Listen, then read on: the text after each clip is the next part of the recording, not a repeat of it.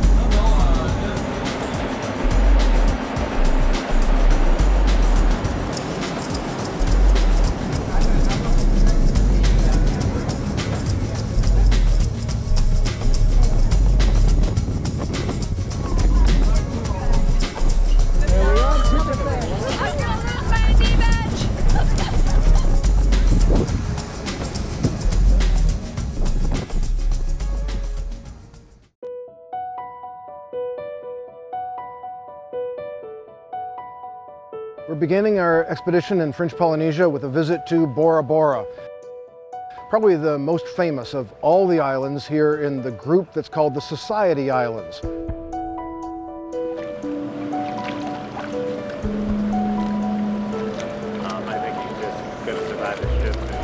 This is a great place to begin our trip. It's iconic scenery of the South Seas. We'll have some beautiful snorkeling this afternoon and a tour of the island this morning. Yarana, everybody, my name is Maya. I'm the tour guide of Otomanu today, and I had the chance to show you our beautiful island here.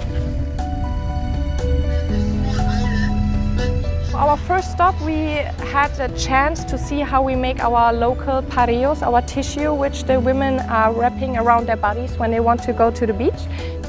So we're having natural colors made by seeds, flowers, stones. There exist more than 200 different designs how we can wrap and fold. You can add 2 or even more colors, so however you would like it. It depends how strong is the sun. You let it there dry for around 20 minutes. The women showed us as well how we should wrap it around our body for the men and the women as well. This for me to go shopping. You pay. After you had the chance to go a little bit around for the handcraft and see what the locals are doing for selling.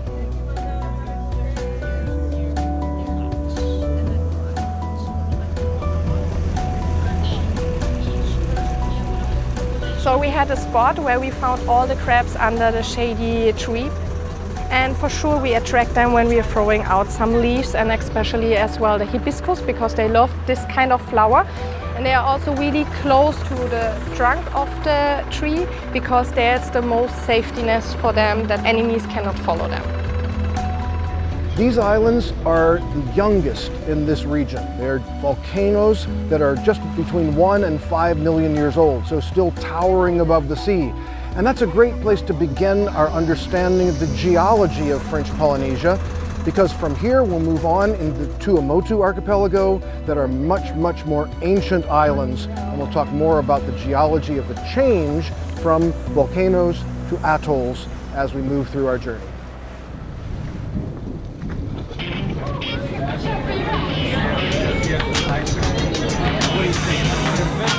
All right, here you go.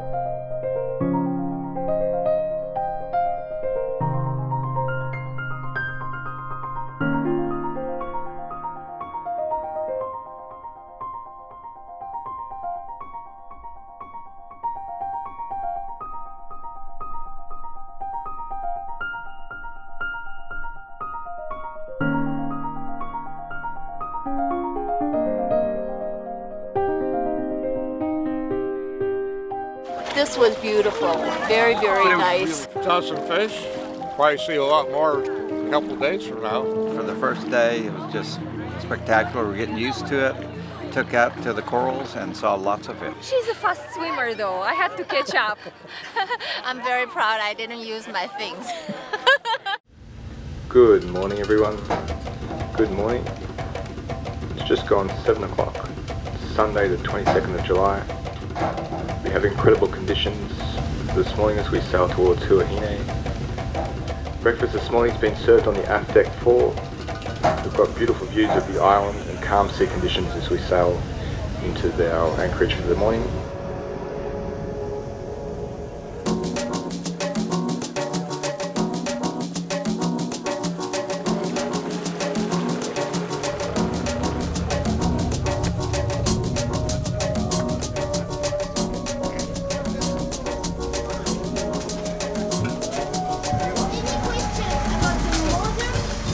Here is our first stop. Behind me there is the Museum of Maeva, where I tell about the ancient Polynesian way of life and the migration of the Polynesians to Polynesia.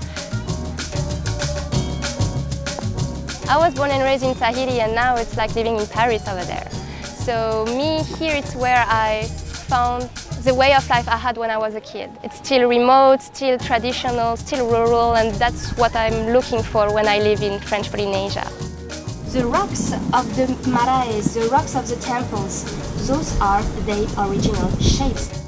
In front of me, they are ancient Polynesian temples, and this is also where I tell you about the ancient Polynesian religion.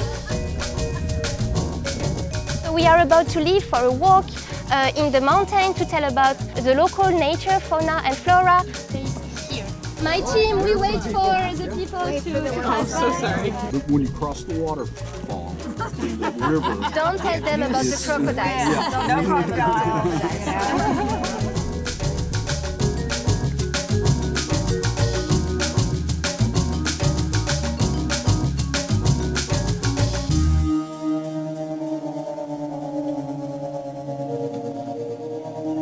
After that, we will head to ancient Polynesian fish traps, and I will explain you how they work. We will go to my favorite stop, feeding blue-eye sacred eels.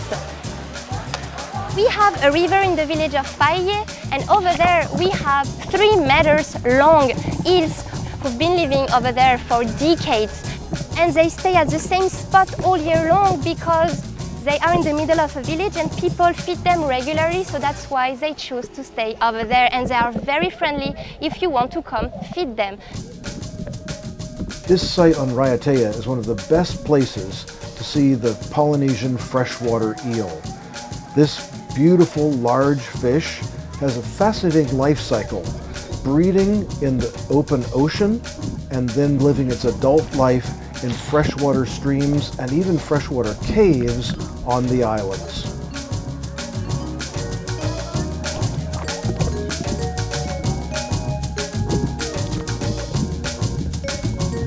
We will do our last stop at a viewpoint, a belvedere, with a beautiful view on the Bay of Maroe, so you can take pictures over there, and after we will head back slowly to Whare, the main town where you arrived. And that's for our tour here in Huahine. We have journeyed to French Polynesia to see many things, the culture, the coconuts, but I think everyone can agree that we are here to get in the water. When we put our mask on and dip our face in, that is when the truth of our planet emerges. That life in the ocean has been there longer than any human being. And because of this, we get to encounter the kind of diversity that astounds us. Of course, it begins with the coral, these structures that form out of calcium carbonate that allows the fish to thrive. Sometimes they're eating off of it or using it as a home. But of course, those fish come in such a variety. You're talking butterfly fish, squirrel fish, parrot fish, the list goes on, and even within them, there are so many categories. Sometimes we pick the names, sometimes we describe them as individuals, but also sometimes we just bathe in floating and experiencing it. Whether you're at the surface or whether you're diving on down to get to the depths, to hopefully get a closer look, I think we realize the specialness of these ecosystems, and in realizing that, we then get to reflect why they need our attention and protection.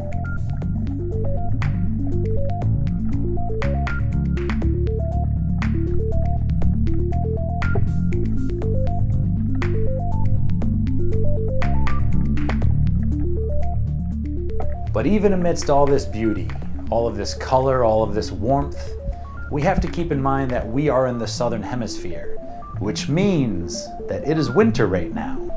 And with every season, there comes a change.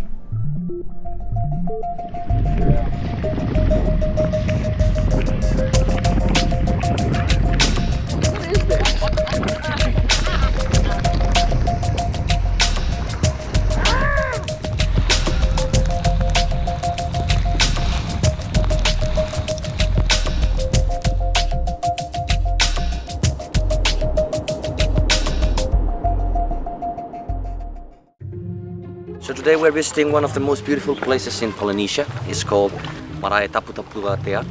If we define Polynesia as a triangle, in one corner we have Hawaii, in the other corner we have, for example, Aotearoa, New Zealand, and on the east we find Easter Island, that is pretty much set in the center of the triangle.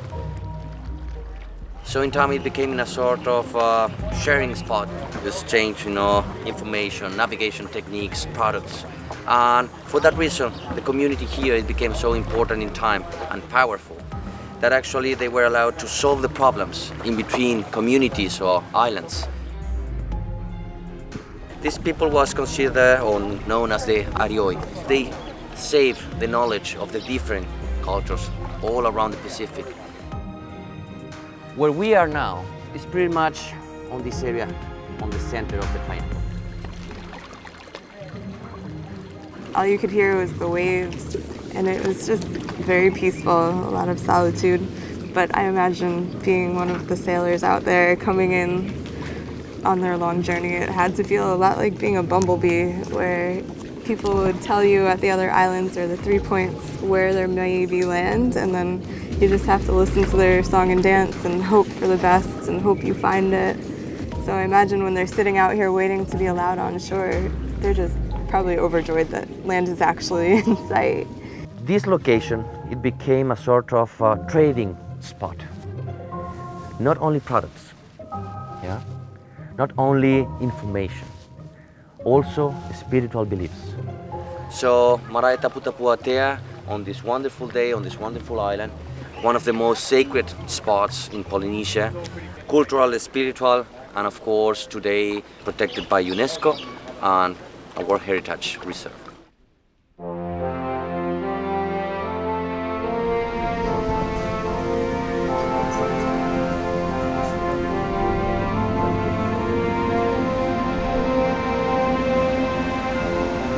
When we arrived in Taha'a, we entered the lagoon between two motus, the little reef islands, and we were lucky enough to see dolphins.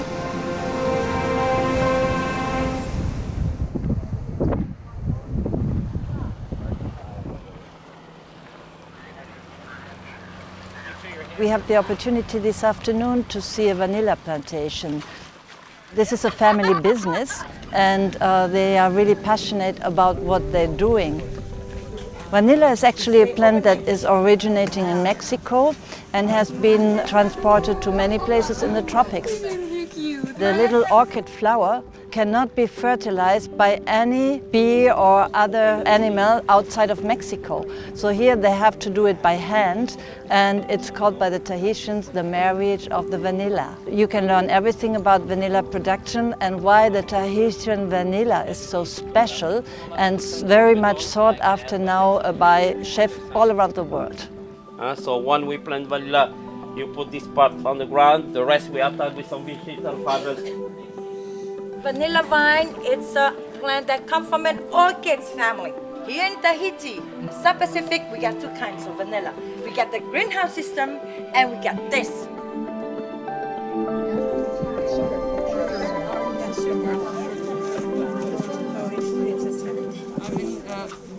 rocks are all around the world. And That's kind of a Captain Cook. isn't that true?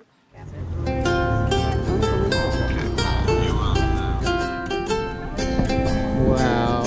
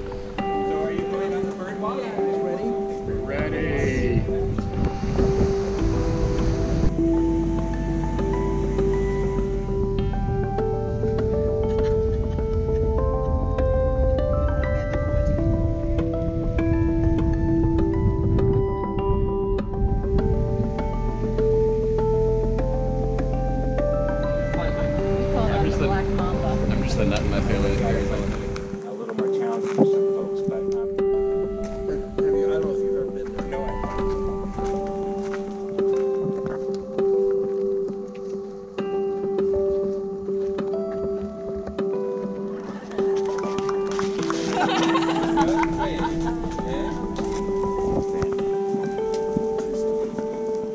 What color boobies are those? Those are red-footed boobies. Red-footed boobies. Our target species here is going to be the fruit dove, the macchiato fruit dove. As it turns out, these are the same species. Pigeons as a group, as a family, are one of the most diverse groups of birds in the world, and they exhibit a high degree of endemism, or the potential for radiating out when they get to places like here.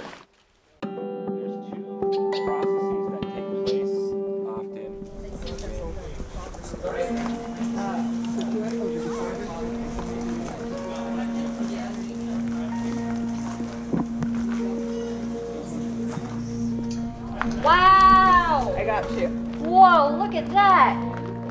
I've never seen anything like this in my whole entire life. So I got down and I'm a little sissy about cold water. I said I'm not gonna make it in.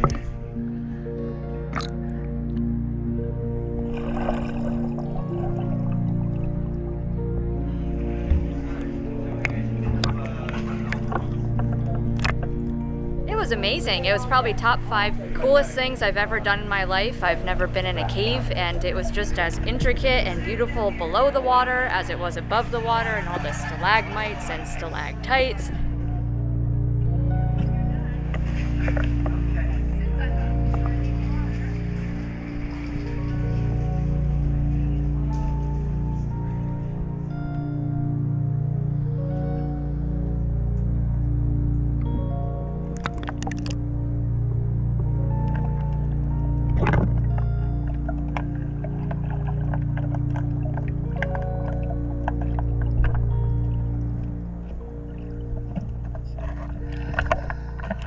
I didn't want to leave. I could stay there forever. I'm going to set up a spa. We're going to have piped-in music, massage. Oh, it's just wonderful. Drugs. And the water temperature was lovely. Just all the formations, it was beautiful. I loved it. Oh, man, I thought the tail was back.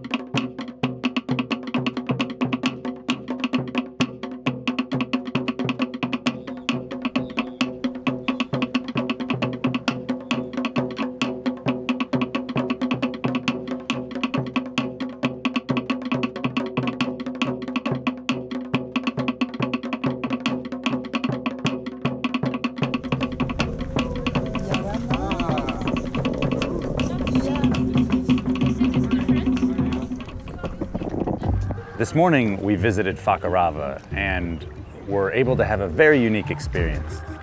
A local gentleman here has developed a relationship with the local tawny nurse sharks. Now, it's quite rare to come into such interaction with sharks, specifically on the shoreline, but given that he provides them with fish rather consistently, this allows for some perspective on these animals that I don't think we normally get to have. I'd always wanted to see the sharks up close, and I never knew how peaceful they are.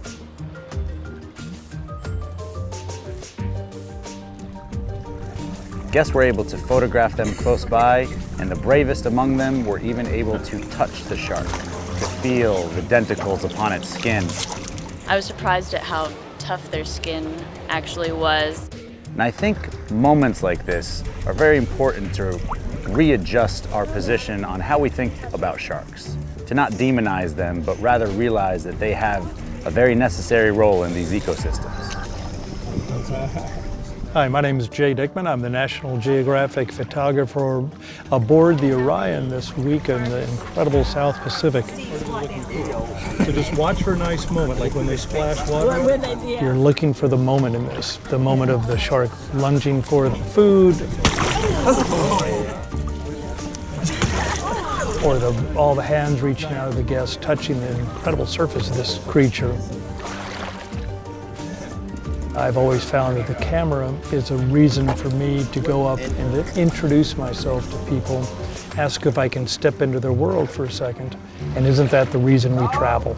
Oh man, that's sick, that's sick. Next week.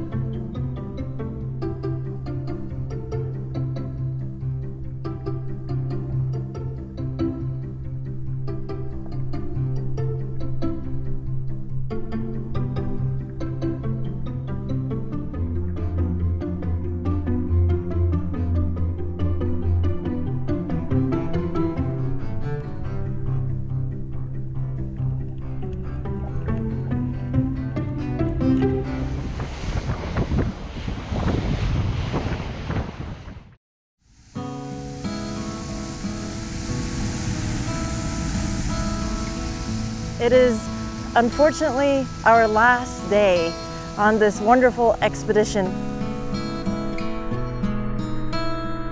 We just had an incredible sight of bow riding dolphins as we came right through the pass and from the ocean into the lagoon.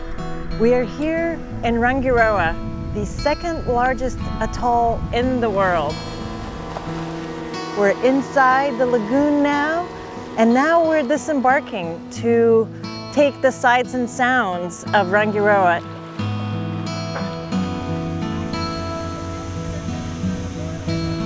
Some of us will explore a pearl farm.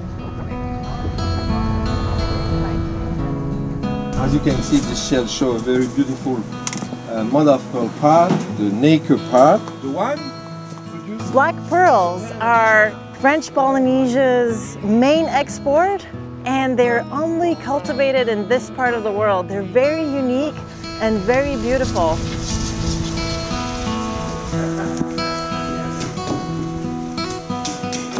People and oysters work together to create beautiful, beautiful black pearls. The process is complicated and takes up to 3 years for one pearl from one oyster.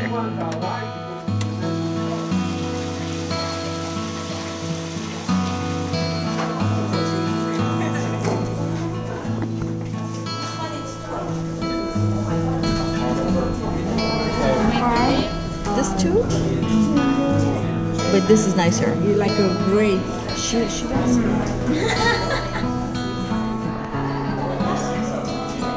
I was in French Polynesia more than 40 years ago, and it seems like maybe not so much has changed, and I'm glad that a lot of that's been preserved. It's pretty unreal. The water is amazing. This has been a wonderful trip. We've had a great time.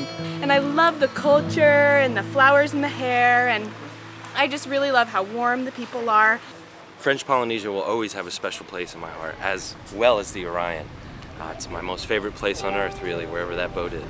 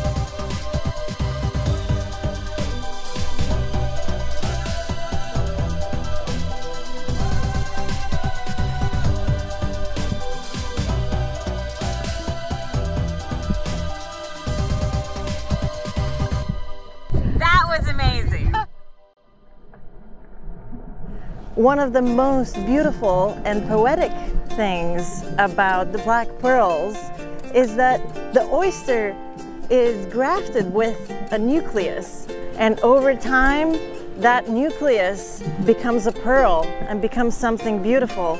The poetry in it is almost like a metaphor for life, where out of a challenge something beautiful is created.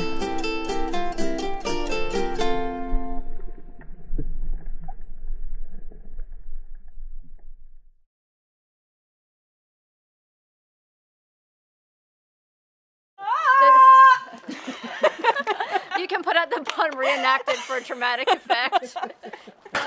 Really? Yeah. Wow, it goes on forever. Another little baby child is born in the grotto.